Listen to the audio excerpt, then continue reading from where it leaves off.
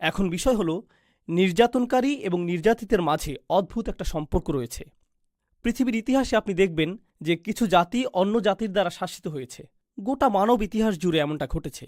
উদাহরণস্বরূপ জাপানিরা চাইনিজদের সাথে এমনটা করেছিল, ব্রিটিশরা পৃথিবীর অনেক দেশেই এমনটা করেছে, ডাচরা এমনটা করেছে ইন্দোনেশিয়াতে, ইত্যাদি ইত্যাদি।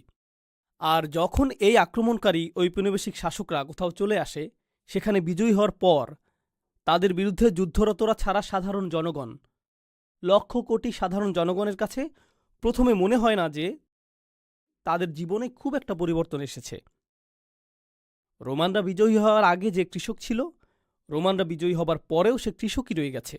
তাদের প্রদত্ত কর হয়তো ভিন্ন কর্তৃপক্ষের হাতে যাচ্ছে, কিন্তু জীবন খুব একটা পরিবর্তিত হয়নি, যুদ্ধের সময়টা বাদে।